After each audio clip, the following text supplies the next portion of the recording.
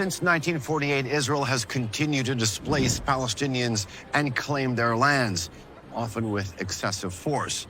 Despite repeated calls for peace, millions have been displaced, wounded, or killed, with a dream of justice that remains just out of reach. Today, Gaza remains as a symbol of that unresolved conflict, with its people waiting for that peace that never arrives.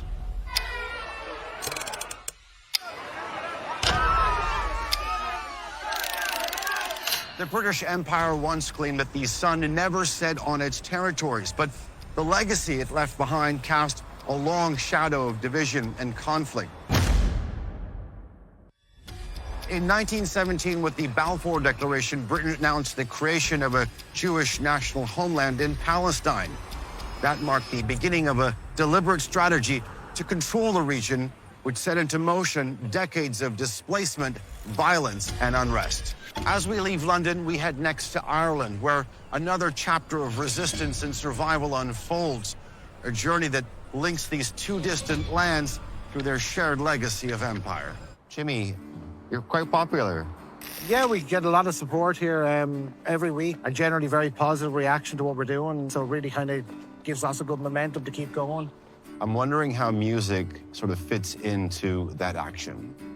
My tool is the guitar and singing and writing songs. So I was kind of thinking to myself, how would I incorporate that, or how would I use what I can do to bring awareness or to even draw attention to what's going on. So I just said, maybe I'll bring it to the embassy here and every week turn up and just play some music. It might not be the biggest thing in the world, but if you add it to all the other people who are doing something small, it all adds up into a kind of a snowball effect. It seems the melodies of dissent soon echoed louder than expected.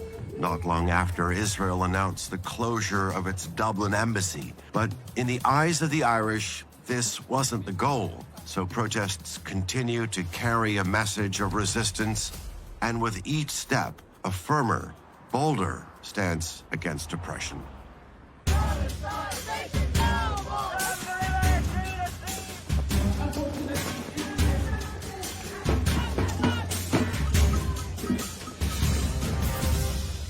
Deputy Board Barrett, you have been a long-time vocal supporter of the Palestinian cause. How do you think things have changed in the last decades? I think the support for the Palestinian people and for their struggle for freedom and liberation has increased exponentially across the globe. Today, the vast majority of people in this country see themselves as standing in solidarity with the Palestinian cause, and we have seen absolutely enormous protests and demonstrations and solidarity action with the Palestinians all over Ireland at a huge level, which is putting enormous pressure on our government. Israel is losing the battle of legitimacy, and the Palestinian people, despite the horrors they've endured, are winning the battle of legitimacy. Yes, when I'm watching you, I laugh.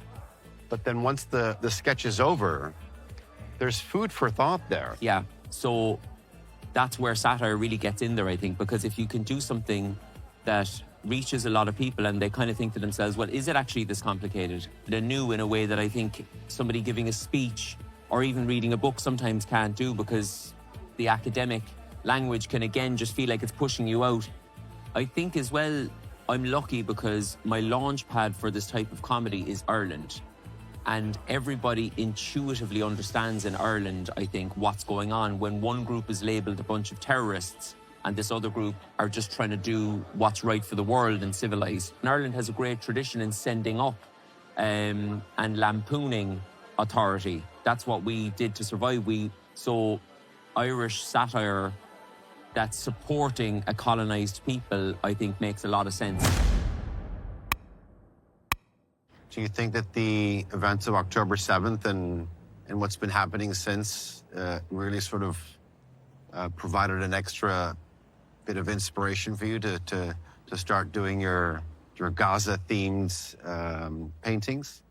I'm not under any illusions that by me painting about it, it's going to make it stop or do anything really, except for maybe amplify Palestinian voices and show them solidarity and show them that people all around the world are standing with them and are totally absolutely appalled and disgusted and horrified by what's happening and what Israel's doing to them.